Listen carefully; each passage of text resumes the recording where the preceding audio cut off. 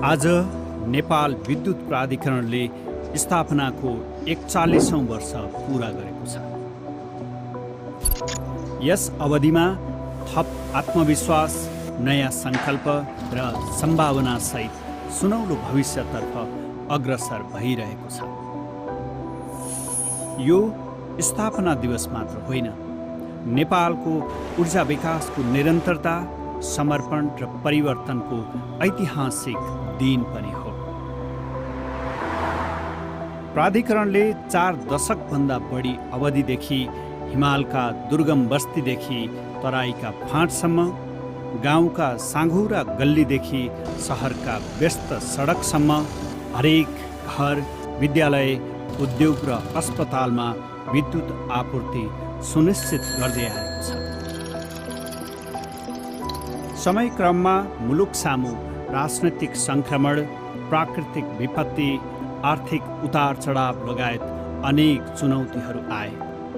तथापि प्राधिकरण कहिल्यै विचलित भएन, बरु मुलुकभर नियमित र भरपर्दो विद्युत आपूर्ति एवं ऊर्जा विकासको माध्यमबाट राष्ट्रिय समृद्धि हासिल गर्न क्रियाशील भइरह्यो।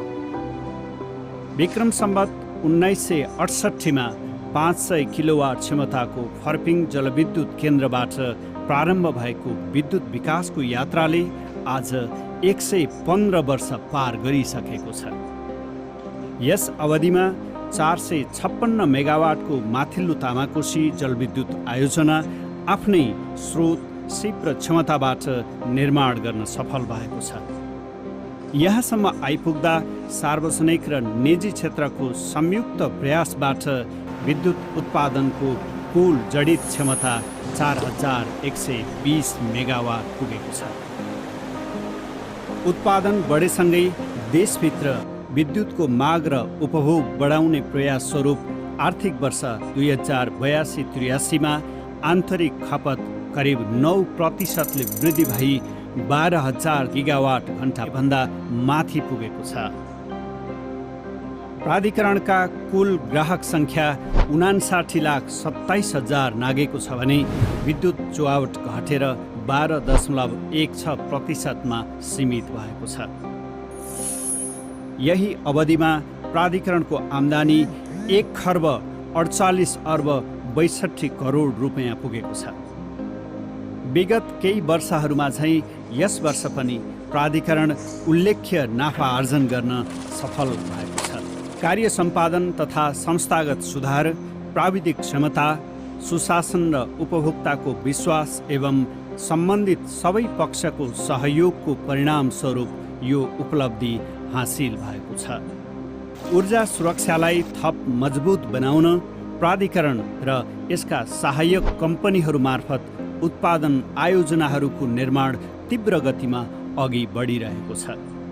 37 मेगावाटको त्रिशुली 3B, 60 मेगावाटको मोदी, 99.8 मेगावाटको तामाकोशी 5 र 140 मेगावाटको तनहुँ जलाशयुक्त आयोजना निर्माणाधीन छन्। 40 मेगावाटको राहुघाट जलविद्युत आयोजना निर्माण सम्पन्न भई उत्पादन परीक्षण भइरहेको छ। विद्युत उत्पादन मात्र पर्याप्त हुँदैन। उत्पादन भएको ऊर्जा सुरक्षित, भरपर्दो र प्रभावकारी रूपमा उपभोक्तासम्म पुर्याउन सुदृढ प्रसारण तथा वितरण सञ्जाल अपरिहार्य छ। यस वर्ष प्रसारण प्रणाली विस्तारमा महत्त्वपूर्ण उपलब्धि हासिल भएको छ। मार्कीचोक भरतपुर 220 केबी, कोहलपुर सुर्खेत 132 केबी प्रसारण लाइन, वीरगञ्ज परवानीपुर क्षेत्रका प्रसारण पूर्वाधार तथा काठमाडौँ उपत्यकाका खोटुङ र मुलपानी लगायत विभिन्न सब स्टेसनहरू सञ्चालनमा आएका छन्। कपिलवस्तुको मोतीपुर, गुल्मीको तमगास पौदी अमराई हुँदै बागलुङको बुर्तिवाङसम्मका 132 केबी पूर्वाधार र कर्णाली प्रदेशको विद्युत आपूर्तिका लागि महत्त्वपूर्ण सुर्खेत 132 केबी सबस्टेसन पनि सञ्चालनमा आएका छन्। यससँगै 66 केबीदेखि 400 केबीसम्मका प्रसारण लाइनको कुल लम्बाइ 7,110 सर्किट किलोमिटर पुगेको छ। गत आर्थिक वर्षमा मात्रै 349 सर्किट किलोमिटर नयाँ प्रसारण लाइन थपिएको छ। प्रसारण सबस्टेसनको कुल क्षमता 15,541 MVA पुगेको छ, जसमध्ये गत वर्षमै 1,418 MVA क्षमता थप भएको छ। आगामी ऊर्जा आवश्यकतालाई ध्यानमा राख्दै उच्च क्षमताका प्रसारण पूर्वाधार निर्माणलाई तीव्रता दिइएको छ। 400 केवी 12 लप्सीफेदी, 220 केवी मर्स्याङ्दी करिडोर, तुमलिङटार शीतलपाटी, रातामाटे गल्सी र लेखनाथ दमौली जस्ता आयोजनाहरू निर्माणका विभिन्न चरणमा छन्। वर्षौंदेखि अवरोधमा रहेका हेटौँडा ढल्केवर इनरुवा 400 केवी प्रसारण लाइन, काठमाडौँ उपत्यकाको भावी विद्युत हबका रूपमा निर्माणाधीन लप्सीफेदी 400 केवी सबस्टेसन, राउघाट डाँडाखेत 220 केवी तथा सुर्खेत दैलेख प्रसारण पूर्वाधारको निर्माणले पनि गति लिएको छ। प्रसारण क्षेत्रमा लगानीको नयाँ ढोका खोल्दै निजी क्षेत्रको सहभागितामा महसुलमा आधारित प्रतिस्पर्धात्मक गोलपत्र मार्फत 4वटा प्रसारण लाइन आयोजना अघि बढाउन प्रक्रिया सुरु गरिएको छ। वितरण प्रणाली विस्तारमा समेत प्राधिकरणले उच्च प्राथमिकता दिएको कारण वितरण लाइनको कुल लम्बाइ 2,26,124 सर्किट किलोमिटर पुगेको छ भने वितरण सबस्टेसनको क्षमता 3,000 MVA भन्दा माथि पुगेको छ। फलस्वरूप देशका अधिकांश क्षेत्र विद्युत सञ्जालमा जोडिएका छन्। कर्णाली र सुदूरपश्चिमका दुर्गम हिमाली तथा उच्च पहाडी बस्तीमा विद्युत पुर्याउनेतर्फ कार्य भइरहेको छ। नेपालको ऊर्जा विकासमा निजी क्षेत्रको भूमिका निरन्तर विस्तार भइरहेको छ। गत आर्थिक वर्षसम्म करिब 12,000 मेगावाट क्षमताका विद्युत आयोजनासँग विद्युत खरिद बिक्री सम्झौता PPA भइसकेको छ भने करिब 16,000 मेगावाट क्षमताका आयोजनाहरूले PPA को लागि आवेदन दिएका छन्। कुनै समय विद्युत अभाव पूर्ति गर्न आयातमा निर्भर नेपाल आज विद्युत निर्यात गर्ने मुलुकमा रूपान्तरण हुँदैछ। गत आर्थिक वर्षमा भारतबाट 1,171 गिगावाट घण्टा विद्युत आयात हुँदा 3,965 गिगावाट घण्टा विद्युत निर्यात गरिएको छ। यसरी नेपाल करिब 2,794 गिगावाट घण्टा खुद विद्युत निर्यातकर्ता बनेको छ। बङ्गलादेशमा 40 मेगावाट विद्युत निर्यातसँगै नेपाल दक्षिण एसियाली ऊर्जा बजारको नयाँ साझेदारका रूपमा स्थापित भएको छ। क्षेत्रीय विद्युत व्यापारलाई अझ विस्तार गर्न नेपाल भारतबीच नयाँ बुटवल गोरखपुर 400 केवी अन्तर्देशीय प्रसारण लाइन निर्माणाधीन छ।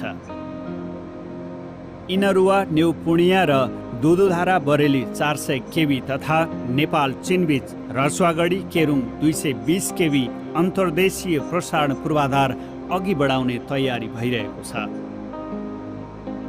यी पूर्वाधारले नेपाललाई दक्षिण एसियाको स्वच्छ ऊर्जा केन्द्रका रूपमा स्थापित गर्ने मजबुत आधार बनाउनेछ। भविष्यमा विद्युत प्रणालीको सन्तुलन र ऊर्जा सुरक्षाका लागि ठुला जलाशययुक्त, अर्ध जलाशययुक्त र पम्प स्टोरेज आयोजनाको विकास पनि उत्तिकै महत्त्वपूर्ण छ। यसका लागि 1,063 मेगावाटको माथिल्लो अरुण, 828 मेगावाटको उत्तर गङ्गा, 683 मेगावाटको सुनकोशी 3, 670 मेगावाटको दुधकोशी र 210 मेगावाटको चैनपुर सेती लगायतका आयोजनाहरूको विकास निर्माण गर्ने कार्य अगाडि बढाइएको छ। त्यसै गरी ऊर्जा सम्मिश्रण गर्न लोड सेन्टर नजिक रहेका पम्प स्टोरेज आयोजनाका लागि उपयुक्त विकल्पहरूको समेत अध्ययन कार्य भइरहेको छ। ऊर्जा पूर्वाधारको विस्तारसँगै प्राधिकरण प्रविधिमा आधारित आधुनिक विद्युत प्रणालीतर्फ पनि तीव्र रूपमा अघि बढिरहेको छ। विद्युत आपूर्ति बन्द नगरी वितरण लाइन मर्मत गर्न सकिने लाइफलाइन मेन्टेनेन्स प्रविधिको प्रयोग सुरु गरिएको छ।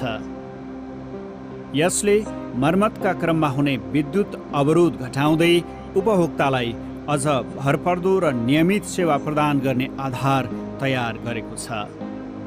एसियाली विकास बैङ्कको सहयोगमा सिउचाटारमा स्थापना गरिएको अत्याधुनिक वितरण प्रणाली नियन्त्रण केन्द्र तथा एआई डाटा सेन्टरले स्मार्ट ग्रिड प्रणाली अनुगमन र डिजिटल व्यवस्थापनको नयाँ युगको थालनी गरेको छ। चालु आर्थिक वर्षको अन्त्यसम्म केन्द्रीय विद्युत प्रणालीमा करिब 1040 मेगावाट जडित क्षमता थप गरी कुल जडित क्षमता 5535 मेगावाट पुर्याउने लक्ष्य राखिएको छ।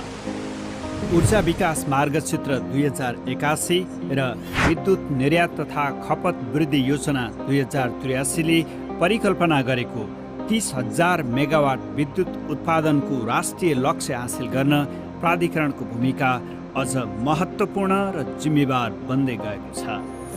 आगामी दिनमा नेपालको ऊर्जा विकासको सम्भावनालाई अधिकतम उपयोग गर्दै आन्तरिक खपतमा वृद्धि गर्ने, ऊर्जा सुरक्षा सुनिश्चित गर्ने, क्षेत्रीय स्तरमा निरन्तर विद्युत निर्यात गर्ने दिशामा प्राधिकरण अघि बढ्नेछ।